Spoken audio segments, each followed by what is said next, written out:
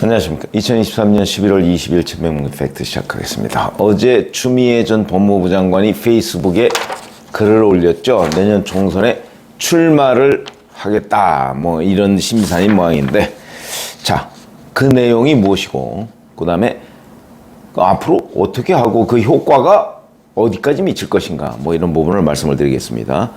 자, 뭐 돈 들여서 여론조사 하지 마시라, 그 돈 필요하고 절박한 데 쓰시라, 뭐 이런 제목인데, 윤석열 대통령 지지율을 30%대로 받쳐주는 철벽통들이 있다. 윤 대통령 지지율은 무슨 일을 해도 40% 고지에는 오르지 못한다. 언론을 장악하고 무능한 장관을 앉히고 국정 운영에 무능하고 무관심하면서 비행기 타고 돌아다니며 국익을 훼손해도 민생 외교라 우기고 수십 년 발전해온 수출 경제가 건폭 정권 10수개월간 와르르 무너졌고 수많은 참사가 일어나도 책임 안 지고 이제 행정 전산망도 셧다운되고 말았다. 그럼에도 지지율을 30%대로 받쳐주는 철벽통들이 있다. 그런데 희한하게도 무슨 일을 해도 40% 고지에는 오르지 못한다. 미세한 등락은 보이지만 지난 2년간 한결같다. 여론조사 결과 얘기를 하면서 뻔한데 무엇 때문에 전화로 자꾸 국민을 괴롭히나? 여론과 민심의 지지가 진짜 욕심난다면 국정운영 방향과 자세를 고치고 사람을 바꾸면 될 일이다.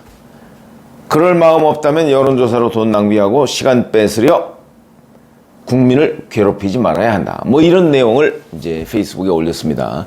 총선 출마를 하겠다는 거죠.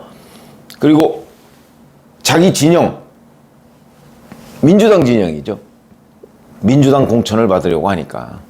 그래서 민주당 진영의 그 여론을 좀 모으고 본인이 관심을 받겠다. 뭐 이런 뜻인 거는 알겠는데, 그런데 이게 어떤 효과를 가져올 것이냐. 오늘이 20일이니까 열흘 뒤죠. 검찰개혁이라는 걸 주제로 해서 소설을 썼습니다. 본인이 직접 뭐 소설을 쓰시네, 뭐 이런 얘기를 국회에서 한 적이 있는데, 직접 소설을 썼습니다. 장하리라는, 장하리겠죠, 장하리. 장하다, 뭐 이런 거 뜻이 모양인데, 30일 국회 도서관 대강당에서 출판 기념회를 합니다. 그 내용에 보면, 절정으로 치닫는 국민의 분노와 시대의 소명을 광장의 촛불로 밝혀낸 주인공으로 장편 소설 속에 재탄생했다. 그러니까 본인이 아마 검찰개혁의 주인공이다, 뭐 이런 얘기를 하고 싶은 모양입니다. 완성하려던 검찰개혁의 이야기가 불씨를 다시 살려내고 모아서 시대의 어둠을 비로소 환하게 밝히며 그토록 바라던 민주주의 미래가 통쾌하게 열리며 완성되는 소설로 만납니다. 이렇게 돼서 아마 그 내용에는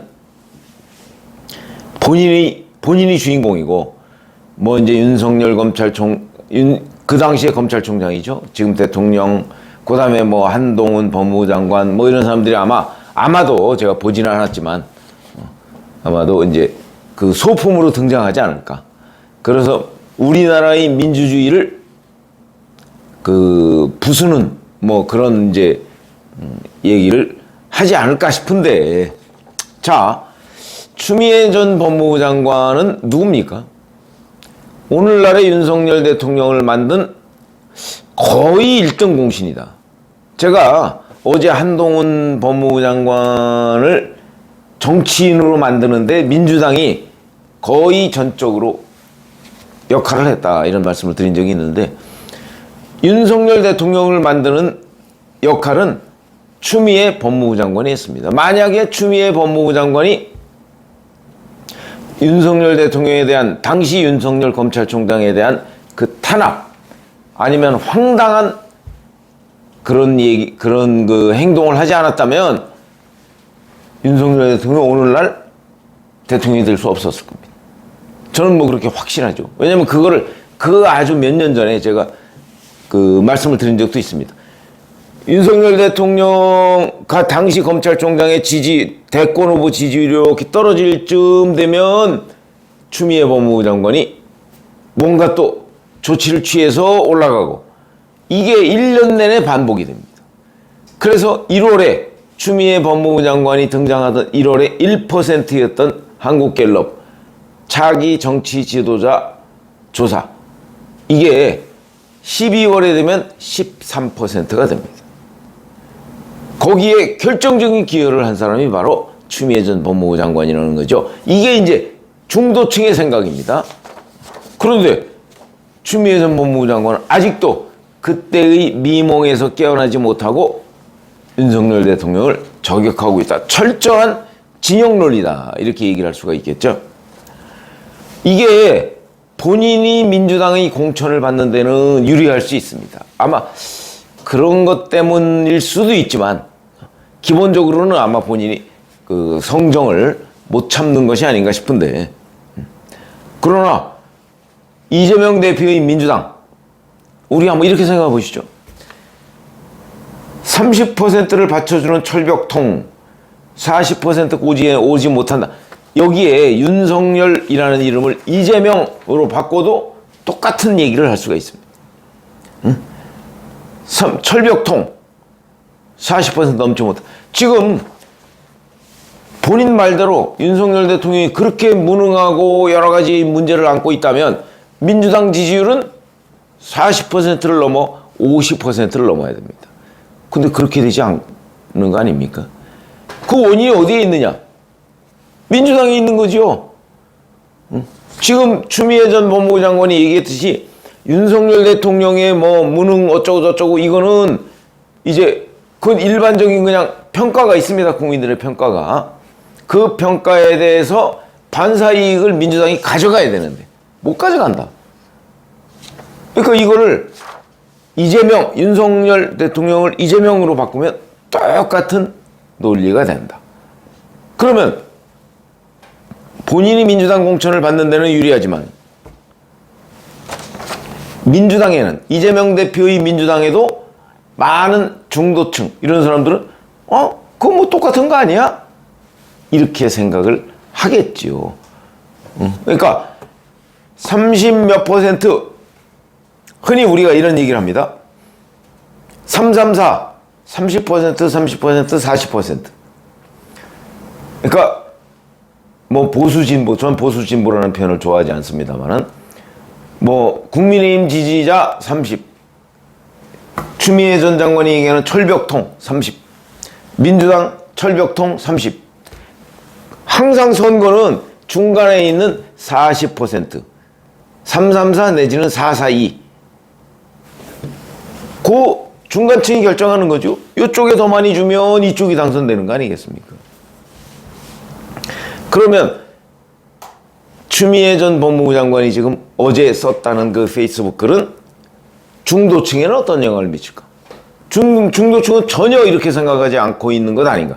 뭐 전혀라고 하니까 다수가 이렇게 생각하고 있지 않다 하는 걸 보면 결국은 본인 공천에는 유리하겠지만 민주당에는 해가 되는 페이스북 글이다. 이렇게 볼 수가 있는 거죠. 그래서 국민의힘 입장에서 보면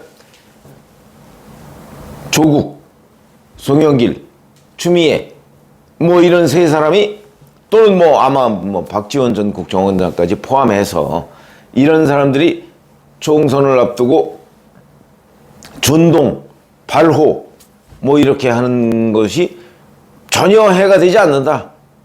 그거야 뭐 분명하고요. 그러면 이제 문제는 중도층을 국민의힘이 얼마나 이제 민주당의 환멸을 느낀 중도층을 잡아오느냐, 이런 것들이 이제 총선에 결정적인 영향을 미치겠죠. 뭐 그거는 확신할 수는 없지만 윤석열 대통령이 지금 뭐 굉장히 무섭게 변한다 뭐 이런 말씀을 제가 드린 적이 있는데, 그 변화의 끝이 어디냐 하는 거는 알 수가 없지만, 그러나 그렇게 변하면 바로 지난 대선에서처럼 중도층이 좀 돌아올 가능성이 높지 않을까, 이렇게 생각하고 있는데,